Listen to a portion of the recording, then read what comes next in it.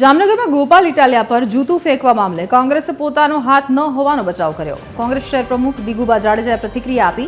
છત્રપાલસિંહ જાડેજાએ પ્રદીપસિંહ ઉપર ફેંકેલા જૂતાનો બદલો લેવાની વાત કરી। કોંગ્રેસનો આ અંગે કોઈ હાથ નથી તો સામે કોંગ્રેસમાંથી આપમાં જોડાયેલા જૈનમ ખફીએ પ્રહાર કરતા કહ્યું કે લોકો કોંગ્રેસમાંથી આપમાં જોડાય તે કોંગ્રેસને ના ગમ્યું, જેથી કોંગ્રેસે આ પ્રકારની નિમ્ન કક્ષાનું કૃત્ય કર્યું।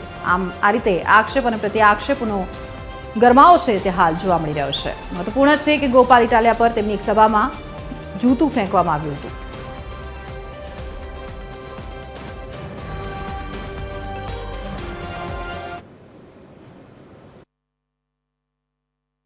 છત્રપાલભાઈએ જે જૂતું ફેંક્યું છે એનો એક ગઈકાલે જ વિડીયો હોસ્પિટલમાંથી એમને વાયરલ કર્યો છે કે 2017માં 2 માર્ચે ગોપાલભાઈએ જે પ્રદીપસિંહ જાડેજા ગૃહમંત્રી હતા એની ઉપર જૂતું ફેંકી એને સસ્તી પ્રસિદ્ધિ મેળવી હતી।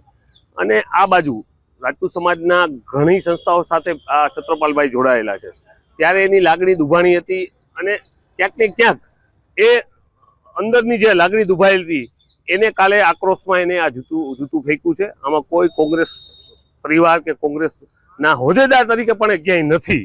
ગોપાલભાઈ જામનગરમાં 4 થી 5 વખત આવી ગયેલા છે, તો આજે જ કેમ એને બદલું લેવાનું ને સમાજની લાગણી એની ઊભી થઈ એ પણ નથી સમજાતું। ખરેખર સમાજ માટે આ કાર્યને જો જવાબ આપવો હોય તેની માટે સમાજ સક્ષમ જ છે। આવા નિમ્ન કક્ષાના વ્યક્તિઓની સમાજને કોઈ જરૂરિયાત હોય એવું મને નથી લાગતું।